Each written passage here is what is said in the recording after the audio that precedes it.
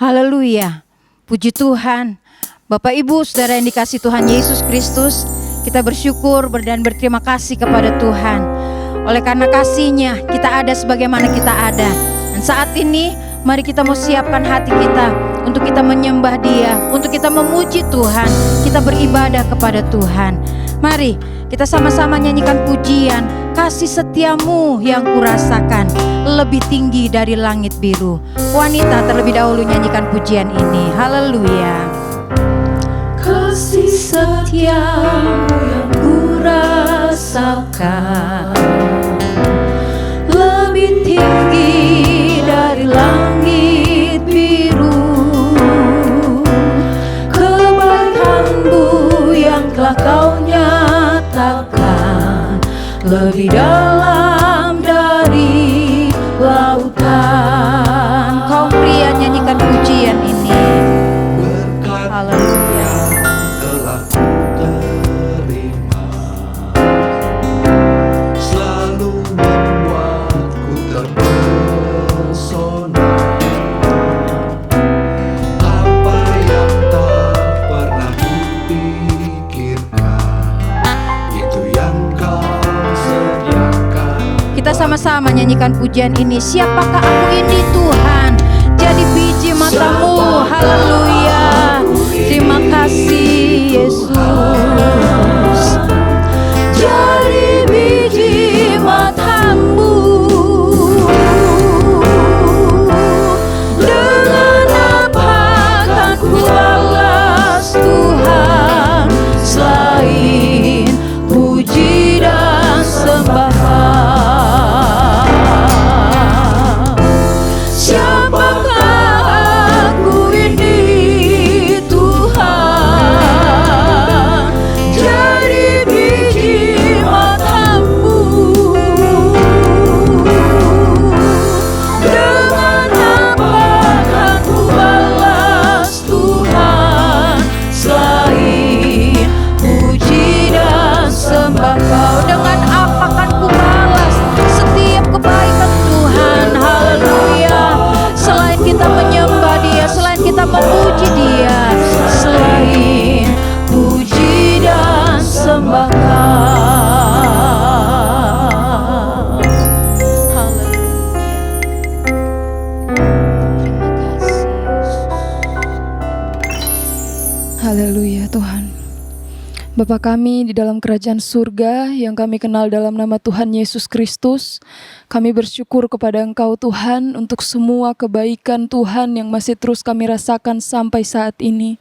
Kami bersyukur untuk kekuatan yang masih Engkau berikan saat ini untuk kami datang beribadah kepadamu. Tuhan tolong kami Bapa dalam ibadah kami, mulai dari awal, pertengahan hingga akhirnya, biarlah semuanya berjalan sesuai dengan kehendak Tuhan. Kami dimanapun kami berada Tuhan, apapun yang sedang kami alami saat-saat ini, biarlah melalui ibadah ini Tuhan, kami boleh dikuatkan kembali Tuhan.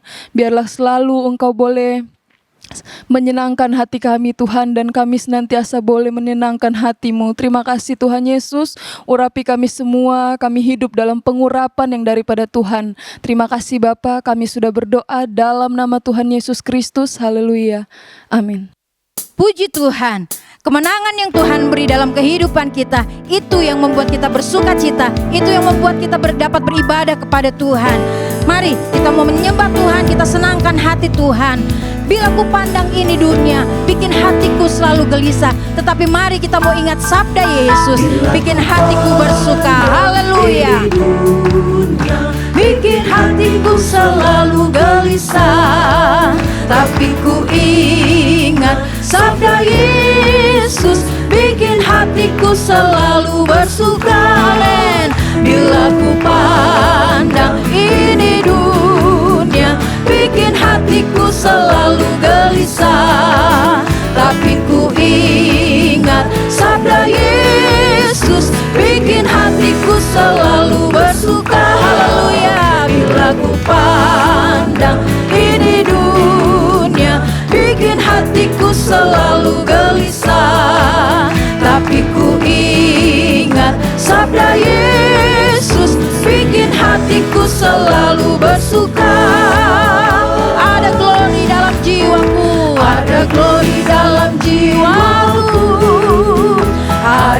glori dalam jiwaku. Siang malam ku penuh dengan cinta kuasa-Mu. Ada glori dalam jiwaku, ada glori dalam jiwaku, ada glori dalam jiwaku. Siang malam ku penuh dengan cinta kuasa-Mu. Ada glori dalam jiwaku. Amin, haleluya. Ada glori dalam jiwaku, ada glori dalam jiwaku. Siang malam ku penuh dengan cinta kuasa-Mu. Ada glori dalam jiwaku. Apa padaku ku dapat dari Bapakku. Haleluya. Amin, puji Tuhan. Juga dari Tuhan. Apa ku buat itu guna Tuhanku, dan apa yang ku perlu ku terima lipat ganda. Bersuka, suka serta menyanyi, bersuka karena Allah hidup. Ku tak cari duniawi, tapi jalan ke sorga, dan sebab ku pandang Yesus ku terus bersuka. Apa padaku ku dapat dari Bapa. Mari kita bersuka cita oleh karena Dia yang sudah memberikan keadaan kita di baik adanya. Haleluya. Itu guna Tuhanku, dan apa yang ku perlu ku terima lipat ganda. Bersuka, suka serta menyanyi, bersuka karena Allah hidup. Ku tak cari duniawi, tapi jalan ke sorga, dan sebab ku pandang Yesus ku terus bersuka. Bersuka, bersuka, suka serta menyanyi, bersuka karena Allah hidup. Ku tak cari duniawi, tapi jalan ke sorga, dan sebab ku pandang Yesus ku terus bersuka. Haleluya.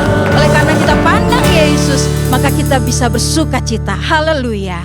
Bapak Ibu Saudara yang dikasihi Tuhan Yesus Kristus, banyak hal yang membuat kita lemah, banyak hal yang membuat kita rasa tidak mampu. Tetapi ingatlah, percayalah, kuasa Yesus itu sanggup menolong kita, sanggup membuat kita bahagia. Untuk itu, mari kita mau lebih dekat kepada Tuhan. Ku lemah, Yesus kuasa. Haleluya. Yesus kuasa.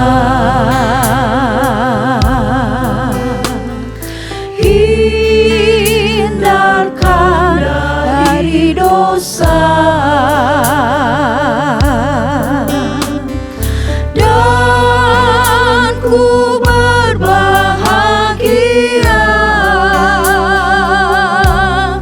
serta girang terus selamanya. Lebih dekat padamu, itu permohonanku. Lebih dekat padamu, itu permohonanku. Tiap hari sertamu,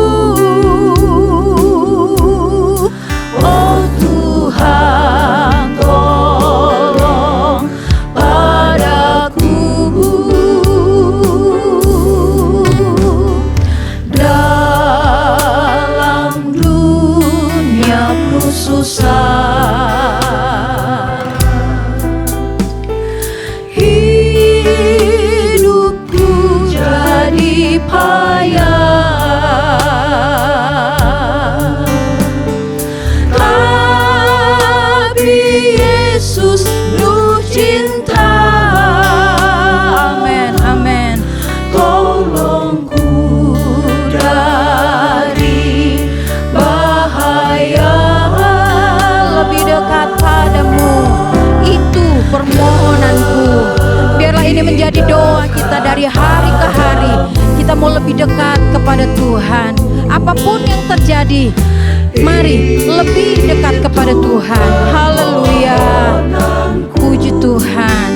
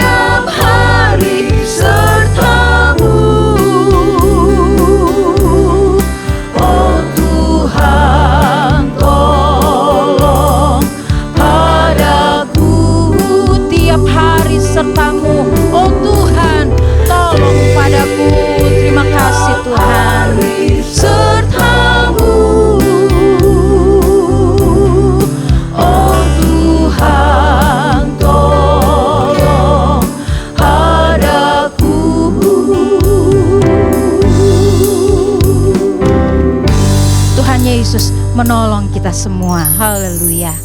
Kita sudah memuji Tuhan, kita sudah memuliakan Dia, dan kita percaya apa yang sudah kita naikkan di hadapan Tuhan, Tuhan lihat, Tuhan dengar, dan kiranya itu boleh menyenangkan hati Tuhan. Saatnya kita mau mendengar firman Tuhan. Mari kita mau datang di hadapan Tuhan, kita rendahkan diri kita. Bila hati terasa berat, tidak ada seorang pun yang mengerti beban kita. Hanya kita bisa datang kepada Tuhan. Haleluya. Nyanyikan pujian ini menjadi pengakuan kita kepada Tuhan. Haleluya. Yesus, terima kasih. Bebanku, ku tanya Yesus, apa yang harus ku buat? Dia berfirman, mari datanglah. Dia selalu pedulikan aku. Ku datang Yesus, Dia pikul segala bebanku. Sujud di altarnya. Haleluya. Ini hidup kami Tuhan, kami bawa di hadapan-Mu. Bawa hidupmu, ku terima anugerahnya. Dia ampuniku dan bebaskanku. Dia ubah hidupku. Terima kasih Yesus. Haleluya. Baharui hatiku, sesuatu terjadi saat datang di altarnya. Mari kita nyanyikan pujian ini dengan kesungguhan hati kita. Kita datang kepada Dia, kita serahkan hidup kita, dan kita percayakan hidup kita di dalam tangan Tuhan. Percayalah, ada sesuatu yang dapat Dia kerjakan, menolong kita. Terima kasih Tuhan, terima kasih. Haleluya. Dia berfirman, mari datanglah. Dia berfirman, mari datanglah. Dia selalu pedulikan aku.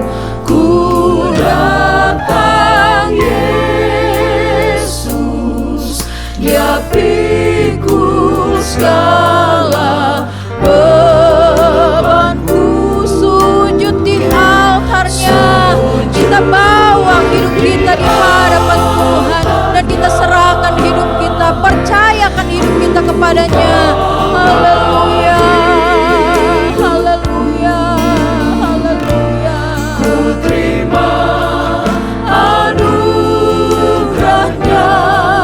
Dia ampuniku dan bebaskanku. Dia ubah hidupku, baharui hatiku. Sesuatu terjadi saat datang di altarnya. Dia ubah hidupku, baharui hatiku. Glory, terima kasih Yesus, terima kasih. Baharui hatiku,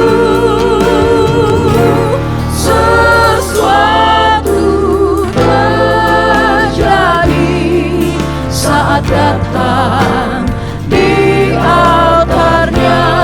Dia ubah hidupku dan baharui hatiku.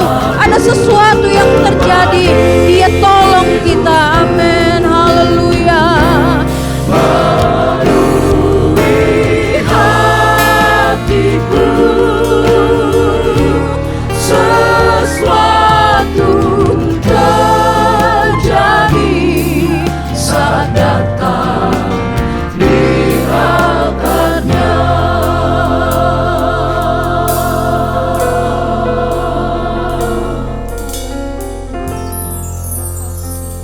Haleluya, haleluya Tuhan. Segala pujian syukur, hormat kemuliaan kami naikkan kepadamu, Bapa kami yang bertata di dalam kerajaan sorga. Kami mengucap syukur Tuhan buat kesempatan pada hari ini. Kami sudah memuji Engkau, kami sudah menyembah Engkau ya Bapa. Sebentar Tuhan, kami akan mendengarkan kebenaran firman-Mu. Kiranya Engkau urapi hamba-Mu yang akan melayani kebenaran firman-Mu ya Tuhan.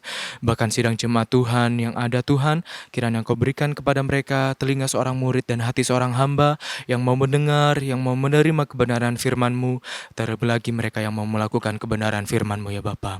Terima kasih Tuhan, biarlah firman yang sudah disampaikan oleh hamba-Mu Tuhan boleh tertanam di hati kami, boleh berbuah lebat di hati kami ya Bapa. Terima kasih Tuhan, terima kasih. Kami siap untuk mendengarkan kebenaran firman-Mu hanya di dalam nama Tuhan Yesus Kristus, Juru Selamat kami hidup. Haleluya. Amin.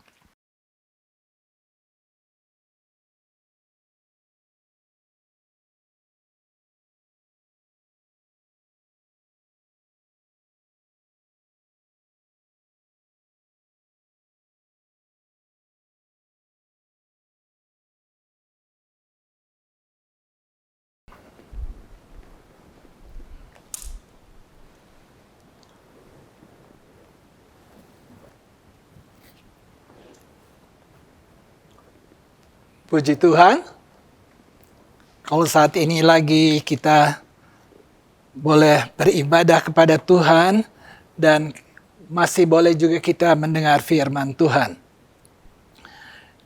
Pada saat ini, saya ingin kita melihat firman Allah dalam Injil Lukas pasal 18, yang dimana kita membaca tentang adanya perumpamaan yang Yesus berikan mulai ayat yang ke-9 sampai ayat yang ke-14 tentang orang Farisi dan seorang pemungut cukai.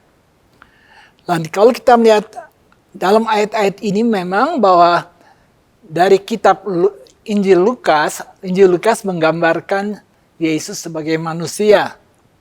Dan memang kita membaca di dalam kitab Injil ini bahwa memang Yesus sudah datang di dalam dunia ini sebagai manusia, mengerti keadaan manusia, maka sesungguhnya kalau kita membaca juga dalam Injil Lukas di mana pada waktu Tuhan bertemu dengan Sakius, lalu di sana Tuhan katakan bahwa dia datang untuk menyelamatkan orang-orang yang berdosa dengan kata-kata yang dikatakan di sini dalam ayat yang ke-10 dari Lukas 19, sebab anak manusia datang untuk mencari dan menyelamatkan yang hilang. Jadi Tuhan Yesus datang sebagai manusia, mengalami perasaan apa yang dialami manusia sehingga dia dapat menolong manusia, menyelamatkan manusia yang terhilang. Maksudnya tentu orang-orang yang berdosa supaya mereka juga diselamatkan. Dan itulah Tuhan datang di dalam dunia ini. Nah, dalam Injil Lukas pasal yang ke-19, lalu kita membaca bahwa Tuhan bicara kepada umatnya tentang hal di mana mereka harus perhatikan kehidupan masing-masing di dalam pengiringan kepada Tuhan. Nah, dalam pasal yang 18 ini, ayat 9 kita baca, itu merupakan suatu perumpamaan yang Yesus berikan. Dan kalau kita melihat ayat yang ke-9, dan kepada beberapa orang yang menganggap dirinya benar dan memandang rendah semua orang lain, Yesus mengatakan perumpamaan ini. Ada dua orang pergi ke bait Allah untuk berdoa, yang seorang adalah Farisi dan yang lain pemungut cukai. Kalau kita melihat bahwa dua orang ini, yaitu orang Farisi dan orang pemungut cukai, dua-dua masuk di dalam rumah Tuhan. Mereka datang di dalam rumah Tuhan. Tentunya kita ke rumah Tuhan untuk beribadah kepada Tuhan. Nah, dalam 1 Tawarikh pasal yang ke-28, ayat yang ke-9, dituliskan bahwa kalau kita beribadah kepada Tuhan, kalau kita mau datang di dalam rumah Tuhan, kita mau menyembah Tuhan, kita mau memuliakan Tuhan, maka di dalam 1 Tawarikh pasal yang ke-28, ayat yang ke-19 dikatakan begini. 1 Tawarikh pasal yang ke-28 ayat yang ke-9.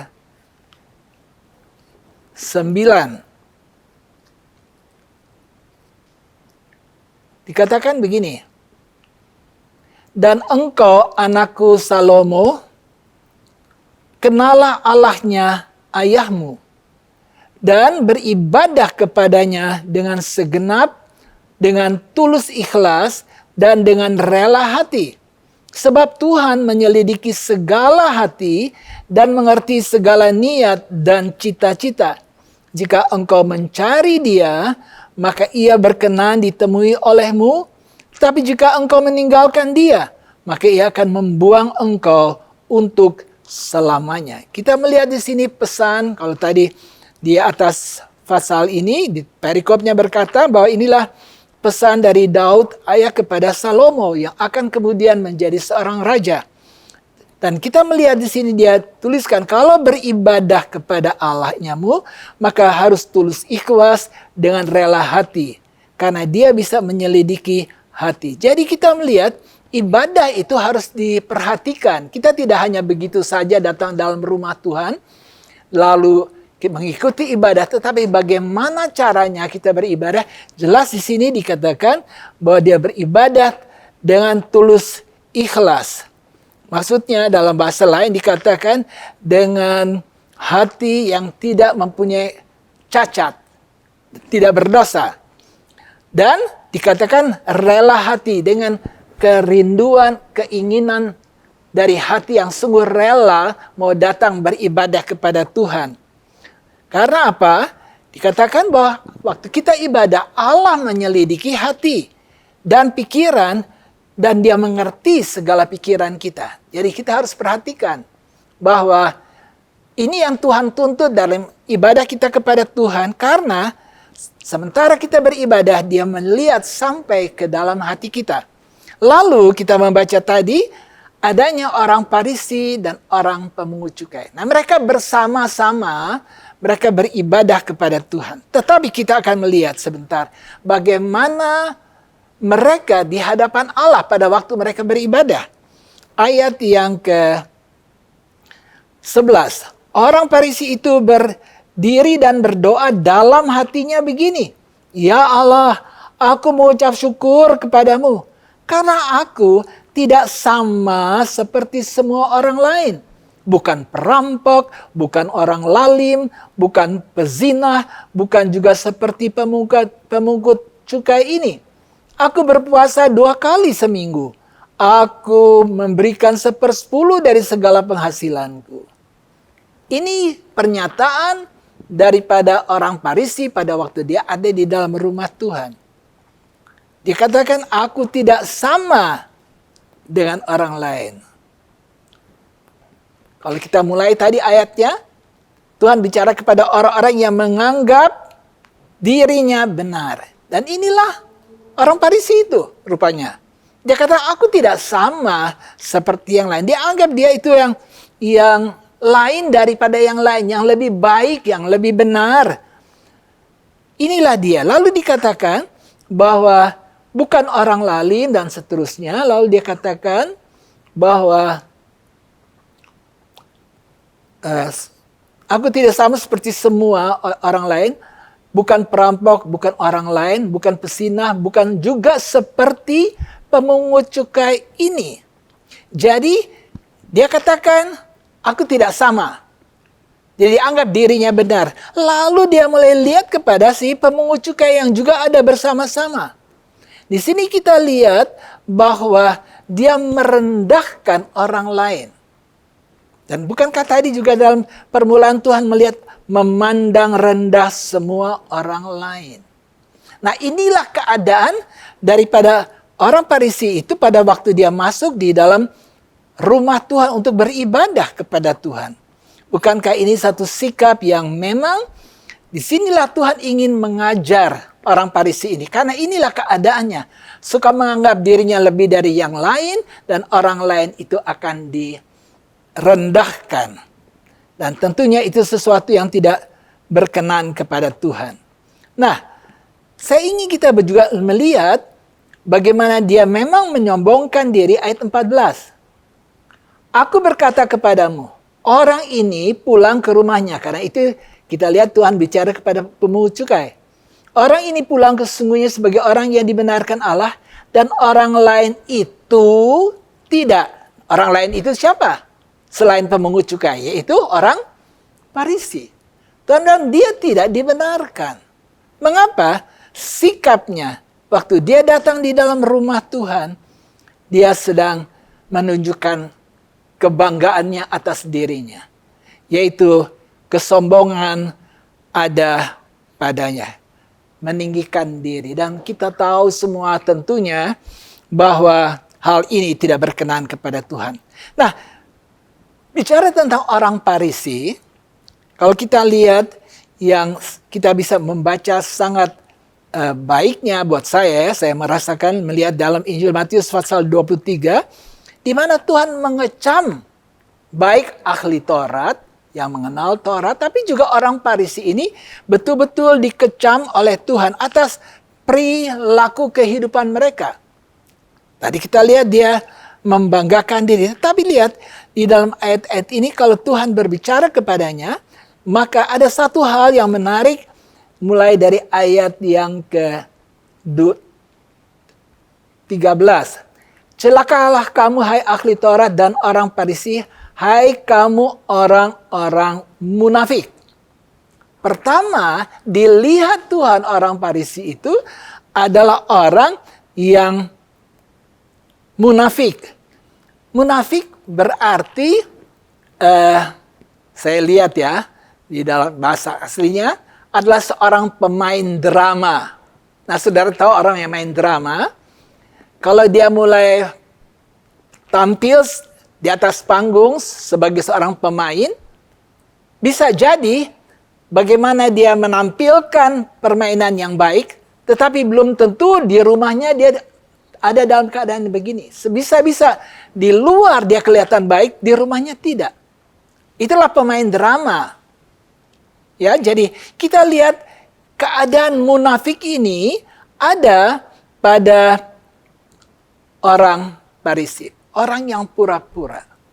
Dan memang Alkitab katakan, kalau kemudian dalam Matius pasal 23 ya kita akan melihat mulai ayat yang ke-27, di sana dikatakan bahwa mereka itu seperti kuburan yang dilabur putih, yang sebelah luarnya memang bersih tampaknya, tetapi yang sebelah dalamnya penuh tulang belulang dan pelbagai jenis kotoran.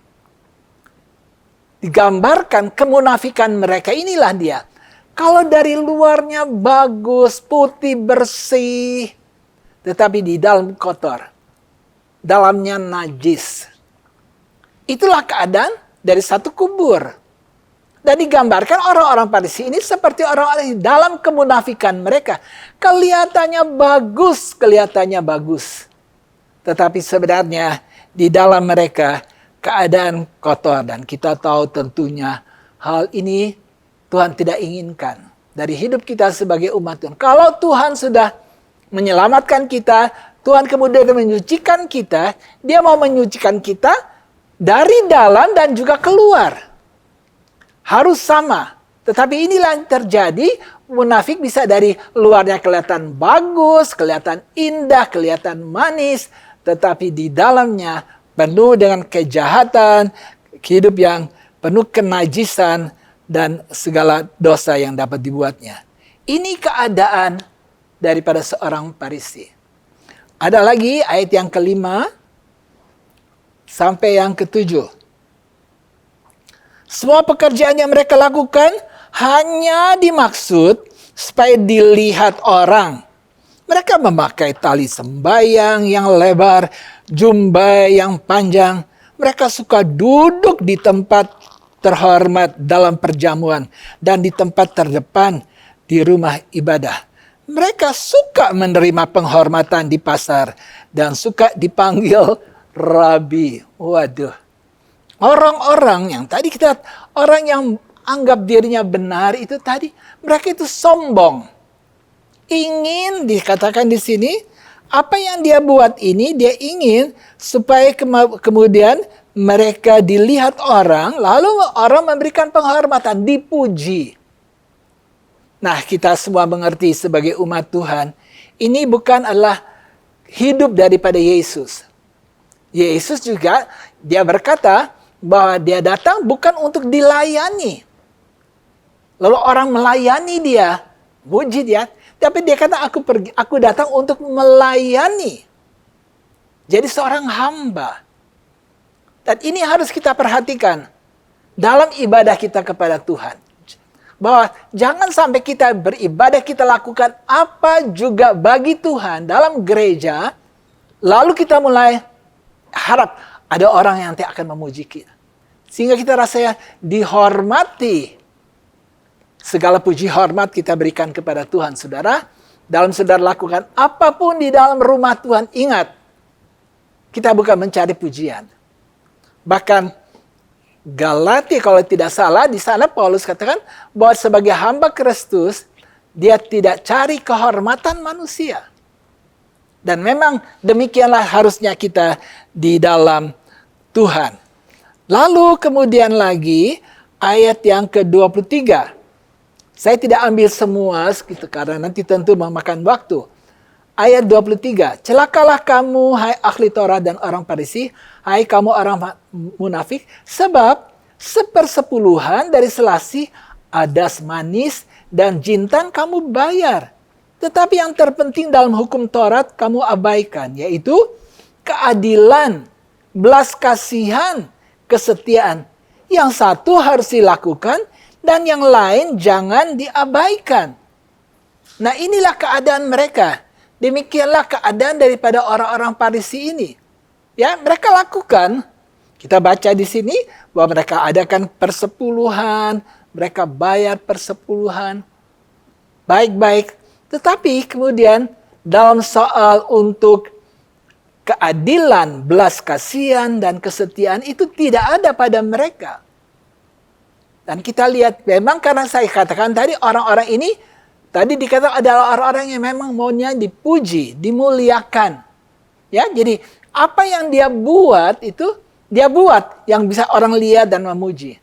Sehingga dikatakan kamu lakukan betul persepuluhan, kamu lakukan ini dan sebagainya. Tapi ada hal yang lebih penting, yaitu hal yang harus dikerjakan di dalam kehidupan kita sebagai umat Tuhan. Dalam kita memiliki keadilan, dan kemudian dikatakan belas kasihan dan kesetiaan. Ini justru sesuatu yang harus bekerja di dalam kita ini. Ini dikatakan yang lebih penting, tapi itu mereka abaikan. Jadi mereka tuh mau iring Tuhan, ya sebagian dikerjakan, sebagian tidak. Nah, Tuhan tolong kita, jangan saudara hanya pilih, saya mau buat ini, saya mau lakukan ini, sebagian saja. Lakukan seluruh firman Tuhan. Saya ingat pada waktu Yesus akan dibaptis, lalu kan yang baptis ada Yohanes Pembaptis, tapi dia rasa aduh masa saya harus membaptis Yesus. Lalu dia berkata begini, ayat yang ke-13 dari Matius 3. Maka datanglah Yesus dari Galilea ke Yordan kepada Yohanes untuk dibaptis olehnya, tapi Yohanes mencegah dia. Katanya, akulah yang perlu dibaptis olehmu, dan engkau yang datang kepadaku. Jadi dia merasa tidak pantas. Apa jawab Yesus? Lalu Yesus menjawab katanya, biarlah hal itu terjadi karena demikianlah sepatutnya kita menggenapkan seluruh kehendak Allah. Jadi nggak sebagian-sebagian. Saya mau itu, saya mau lakukan ini, dan lain tidak. Sepenuhnya kita harus lakukan segenap kehendak Allah ini. Dan inilah firman yang kita hadapi setiap kali kita beribadah, kita dengar firman. Ingat, bahwa semua yang difirmankan itu adalah perkara-perkara yang kita dengar dan harus kita lakukan segenap firman Allah ini. Puji Tuhan. Dan kita melihat, jadi ada banyak hal yang ada dalam kehidupan orang Farisi ini. Dan mereka ada di dalam rumah Tuhan. Jadi kalau pada waktu itu orang-orang Farisi itu sekarang pun ada. Ya, kita tidak sebut bukan orang Farisi, tapi hidup kita seperti orang Farisi yang hidup dalam segala kemunafikan, supaya mereka itu yang dianggap benar, mereka dipuji, dan mereka cari kehormatan bagi diri mereka sendiri. Itulah keadaan daripada orang Farisi. Tetapi kemudian Alkitab kita berkata tentang yang ada bersama-sama dengan Tuhan di dalam bersama dengan orang Farisi ini di dalam rumah Tuhan, ayat yang ke-9, ayat yang ke-13. Tetapi pemungut cukai itu berdiri jauh-jauh. Bahkan ia tidak berani menengadah ke langit, melainkan ia memukul diri dan berkata, "Ya Allah, kasihanilah aku, orang berdosa ini."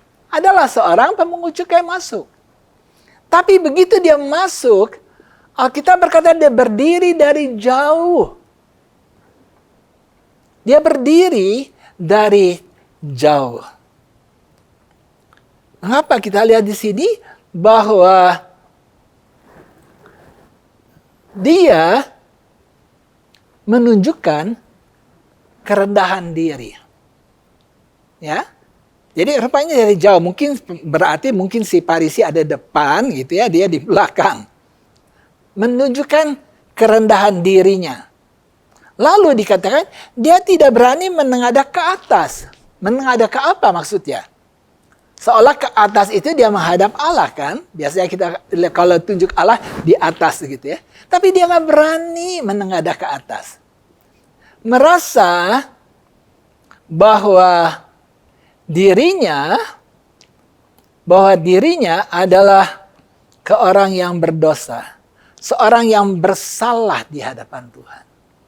Satu sikap yang sangat disenangi oleh Tuhan. Kalau kita beribadah, kita tidak rasakan diri kita benar. Kita sangat merendahkan diri, kita bukan apa-apa di hadapan Tuhan. Dan menyadari bahwa kita ini orang-orang yang berdosa, yang bersalah kepada Tuhan. Tidak heran Tuhan ajarkan kita dalam doa Bapa kami kan. Hendaklah kita berdoa apa? Pada akhir daripada doa itu. Ya Bapa, Matius 6 yang di akhir. Karena dikatakan, karena jikalau kamu, ayat 14, jikalau kamu mengampuni kesalahan orang, Bapamu yang di sorga akan mengampuni kamu juga. Tapi jikalau kamu tidak mengampuni orang, Bapamu juga tidak akan mengampuni. Jadi, dia mohonkan supaya kita mohon pengampunan. Ayat yang ke ini. Ayat yang ke 11, berikanlah kami pada hari ini makanan yang secukupnya. Dan ampunilah kami akan kesalahan kami. Seperti kami juga mengampuni orang yang bersalah kepada kami.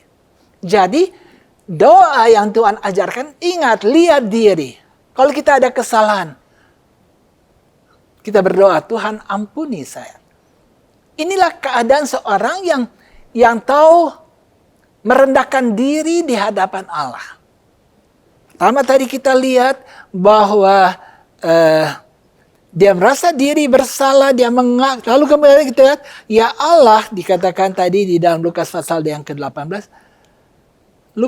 Ya Allah, kasihanilah aku orang berdosa.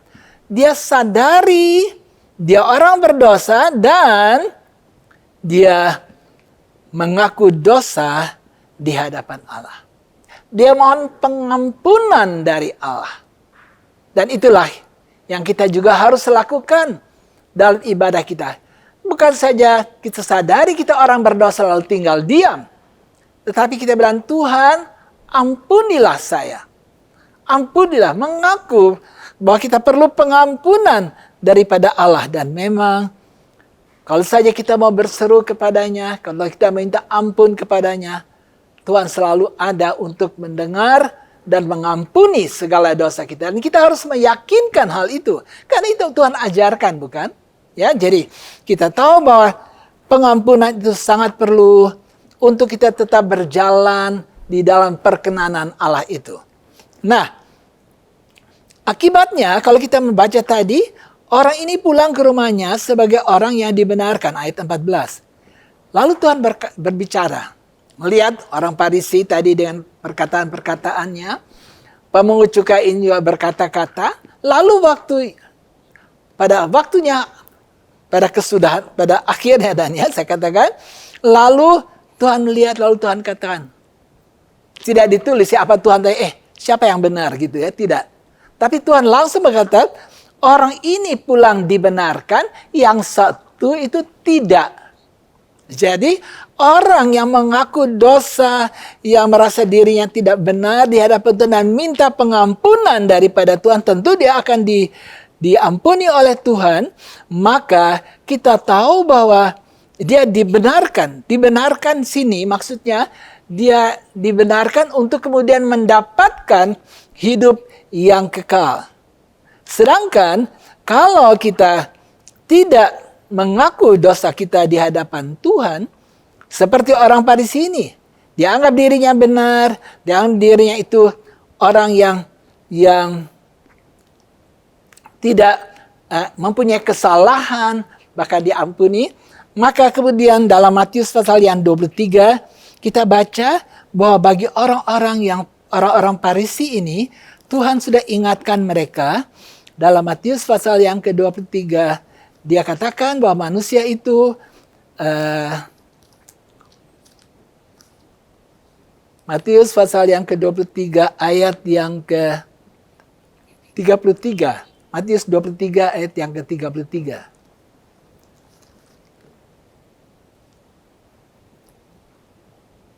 Hai kamu ular-ular, hai kamu keturunan ular biludak, bagaimana mungkin kamu dapat meluputkan diri dari hukuman neraka? Ini bicara tentang orang-orang Farisi. Lalu Tuhan tunjukkan mereka seperti ular biludak. Dan dikatakan, bagaimana mungkin kamu luput dari hukuman neraka? Jadi kehidupan mereka akan menerima penghukuman, yaitu hidup dalam neraka. Binasa dengan kata lain. Tidak heran, Alkitab mereka tidak dibenarkan Allah. Dengan kata lain, lalu mereka akan masuklah dalam kebinasaan. Mereka masuk di dalam neraka. Tetapi kalau kita lihat tadi, bahwa orang itu yang pemungut cukai itu, dia dibenarkan dan dia dapatkan hidup yang kekal daripada Tuhan. Karena dia berjalan benar di hadapan Tuhan. Jadi kalau kita lihat, dalam ibadah yang utama yang Tuhan lihat dari ibadah kita, bukan Tuhan melihat keadaan secara luar kita, tetapi Tuhan memang melihat yang ada di dalam hati. Itu firman Allah katakan. Ya, kita ingat pada waktu Samuel harus mencari seorang raja Israel, lalu anak-anaknya dalam 1 Samuel pasal 16, dia harus mencari seorang anak daripada saya baca saja ya. 1 Samuel pasal 16 ayat yang ke 6 dan 7. Ketika mereka itu masuk dan Samuel melihat Eliab, lalu pikirnya, sungguh di hadapan Tuhan sekarang berdiri yang diurapinya. Tapi berfirmanlah Tuhan kepada Samuel, janganlah pandang parasnya atau perawakannya yang tinggi, sebab aku telah menolaknya. Bukan yang dilihat manusia, yang dilihat Allah. Manusia melihat apa yang di depan mata, tetapi Tuhan melihat hati. Jadi kita bisa seperti orang Farisi munafik, dari luar dia kelihatan baik, dan orang bilang, wah baik dia. Tetapi di hadapan Tuhan, Tuhan menolak. Tuhan yang aku lihat, yang Tuhan ingin lihat adalah bagaimana hati kita dalam ibadah yang kita tujukan kepada Tuhan. Karena itu juga sudah dikatakan dalam Amsal 4 ayat 23. Jagalah hatimu dengan kewaspadaan. Karena dari sanalah datangnya sumber kehidupan. Jaga, waspada. Berarti waspada kita mesti berjaga. Mengapa? Bisa jadi bahaya. Kalau kita tidak jaga hati kita benar. Karena kalau kita baca dalam Injil Lukas pasal 6 ayat 45, kalau hati kita tidak baik, akan keluar perkara-perkara yang baik. Kalau hati kita baik, kita akan keluar perkara-perkara yang baik. Tapi kalau hati kita jahat, akan keluar perkara-perkara yang jahat. Itu sebabnya jaga hati kita. Supaya hati ini, yang firman Allah katakan, jaga karena di sanalah pancaran kehidupan dimulaikan. Jadi Tuhan tolong kiranya kita boleh beribadah kepada Tuhan dengan segenap hati kita, dengan mencintai Tuhan.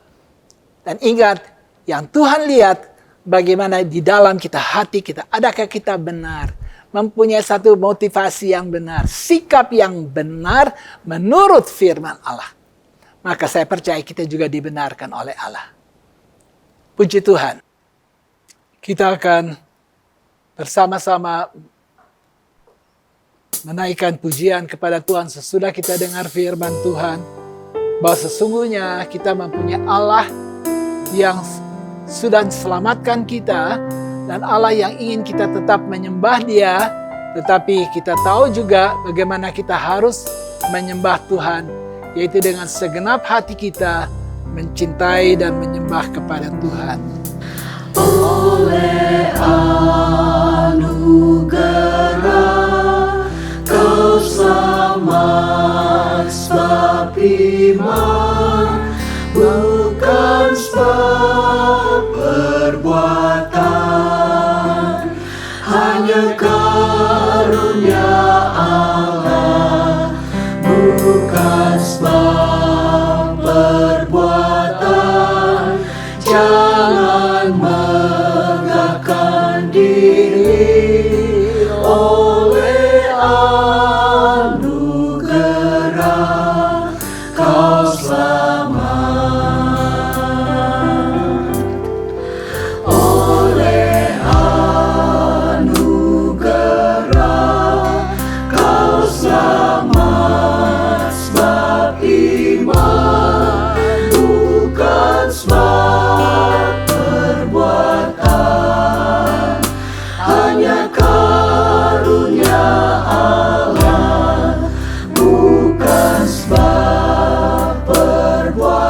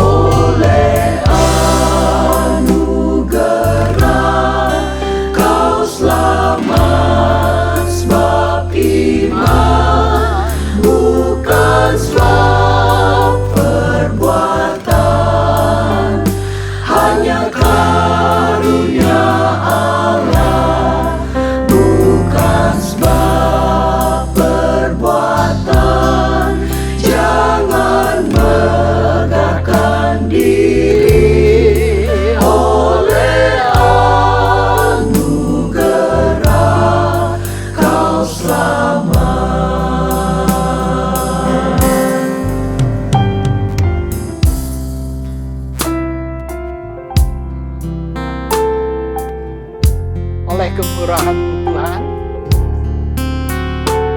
oleh kasih-Mu Tuhan, kami ada, kami diselamatkan, dan kami bersyukur Tuhan.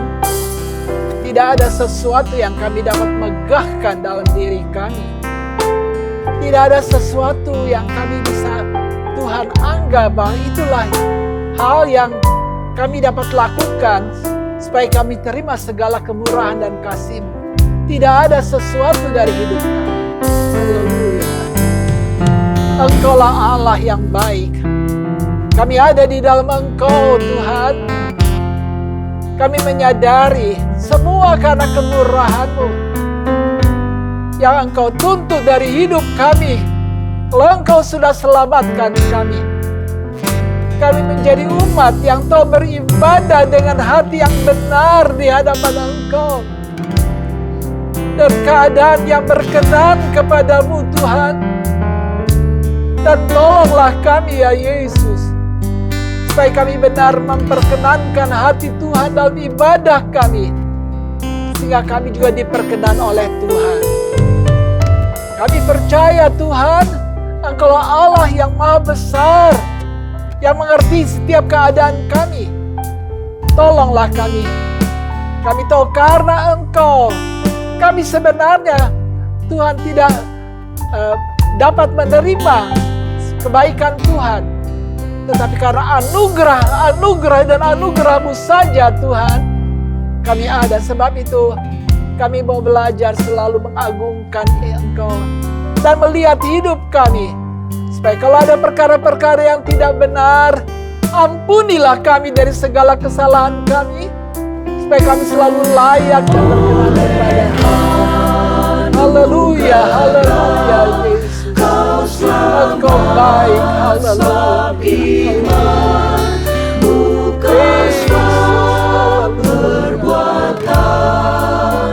Benar Tuhan, hanya karunia-Mu Tuhan. Tolonglah kami ya Bapa.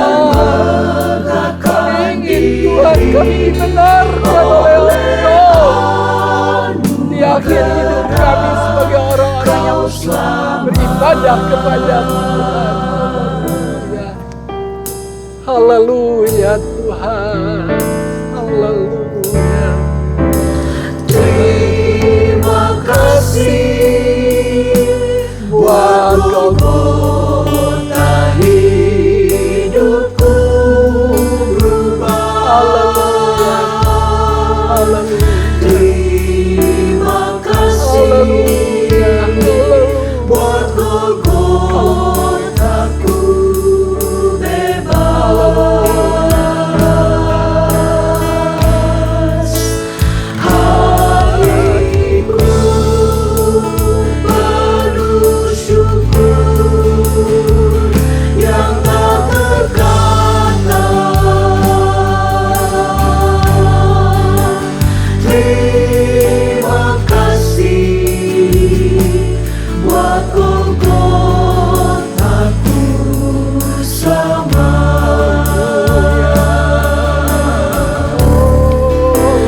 Terima kasih buat Golgota hidupku berubah.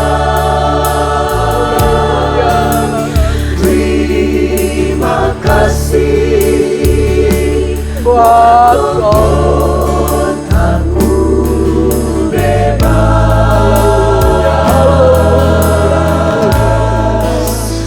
Hatiku penuh syukur yang tak terkata.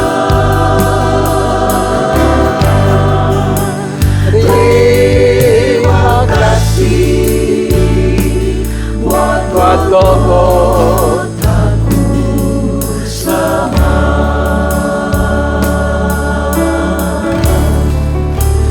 Terima kasih buat Golgota hidupku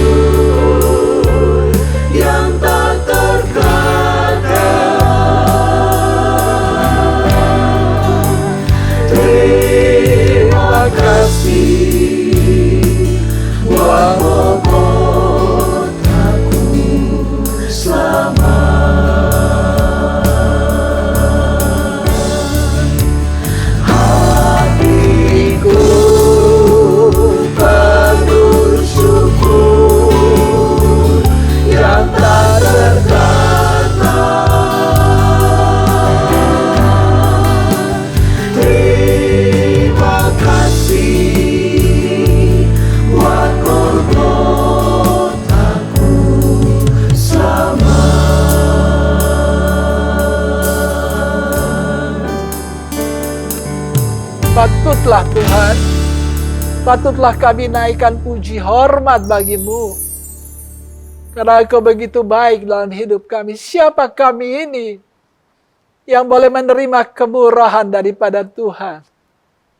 Kami menyadari diri kami ya Tuhan, yang hidup di dalam keadaan yang bersalah di hadapan Engkau. Karena kami hidup di dalam kehidupan yang najis di hadapan Tuhan. Dengan dosa-dosa, tetapi oleh kemurahan-Mu, kami boleh katakan sungguh Tuhan, karena kemurahan-Mu, Engkau melihat keadaan kami, dan kami sadari keberadaan kami. Itu sebabnya Tuhan, terima kasih. Engkau selamatkan, dan Engkau tetap selamatkan kami ya Tuhan. Karena kami mau tetap menghargakan kasih karunia Tuhan dalam hidup kami. Kami mengaku kami masih banyak kesalahan. Tetapi kami selalu mau datang kepadamu dan menyadari dan minta ampun daripadamu. Firman-Mu sudah katakan kepada kami. Engkau sudah ingatkan kami selalu mohonkan keampunan dari segala kesalahan yang kami buat. Karena hanya dengan demikian kami juga Tuhan dapat diampuni oleh Engkau. Bahkan kami juga mengampuni orang yang bersalah kepada kami. Maka kami akan juga menerima daripada Tuhan, yaitu di mana Tuhan ampuni. Tidak heran Tuhan, kami boleh ada di dalam Tuhan, dan kami meyakinkan hidup kami di dalam Tuhan, bahwa kami juga ada di dalam perkenanan Tuhan, dan kami juga akan dibenarkan oleh Tuhan untuk mendapatkan hidup yang kekal. Terima kasih Tuhan, terima kasih, berbicaralah terus kepada kami. Karena kami masih perlu selalu dipimpin untuk tahu, supaya kami selalu beribadah dengan hati yang benar, dengan hati yang sungguh kepada Tuhan. Dan kami boleh lihat juga selalu berkat Tuhan ada di atas kehidupan kami. Terima kasih Tuhan, terima kasih Bapa. Dan akhirnya saudara-saudara sekalian, berkat daripada Allah Bapa, cinta kasih sayang dan kemurahan daripada Tuhan Yesus, persekutuan di dalam kekuatan kuasa Roh Kudus adalah kiranya tetap bersama dengan kami. Mulai saat ini, bahkan sampai selama-lamanya. Di dalam nama Tuhan Yesus Kristus. Dan semua kita berkata, Amin. Tuhan memberkati.